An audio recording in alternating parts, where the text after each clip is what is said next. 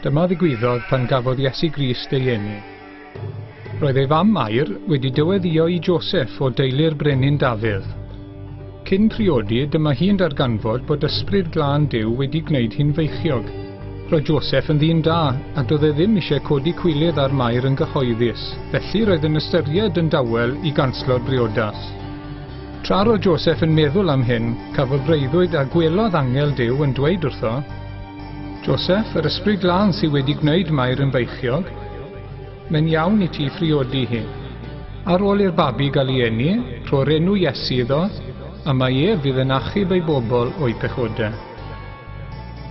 Daeth y ddewid Duw drwy broffwyd yn wir. Bydd merch ifanc sy'n wirif yn feichiog ac yn cael mab. Bydd y plentyn yn cael ei alw'n Emmanuel, sef mae Duw gyda ni. Pan ddeffrodd Joseph, gwnaeth beth oedd angel Duw wedi ddweud wrtho.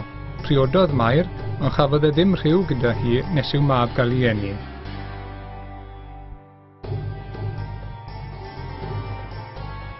Y noson honno mewn caeeg Bethlehem, roedd bugeiliaid yn gofalu am ei defaid. Yn sydyn, dyma nhw'n gweld un o nylion yr arglwydd ac roedd golau llachar o'i cwmpas nhw.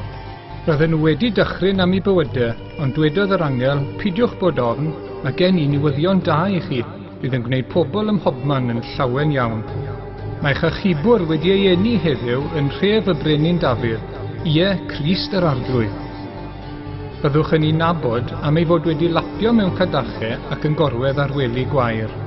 Yn sydyn, dyma nifer o angylion eraill yn dod i'r golwg. Roedden nhw'n addoli Duw ac yn dweud, gogoniant i Dduw yn y nefoedd, heddwch ar y ddaear a bendith Duw ar bobl. Pan aeth yr angylion i ffwrdd nôl i'r nef, dwedodd y bugeiliad wrth ei gilydd, dawn i Fethlem i weld beth mae'r arglwydd wedi ddweud wrtho ni sydd wedi digwydd. Ffwrdd â nhw ar frys, a dyma nhw'n dod o hyd i Mair a Joseph a'r babi yn gorwedd ar wely gwair.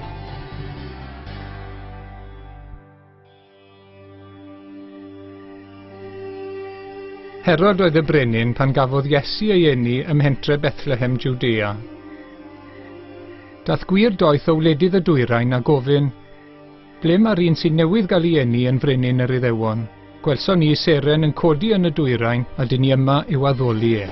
Dyma'r seren a welson nhw yn y dwyrain yn mynd o'i blaen, nes iddi aros dros yr union fan lle roedd y plentyn. Roedden nhw wrth ei bodd. Pan eithon nhw i'r tŷ, dyna lle roedd y plentyn efo'i fam Mair, a dyma nhw'n disgyn ar ei gliniau a'i addoli. Dyma nhw'n rhoi anrhegion gwerthfawr iddo o aur, thys a myr. Nes ymlaen rhybuddiodd Duw nhw mewn breuddwyd i beidio mynd nôl at Herod.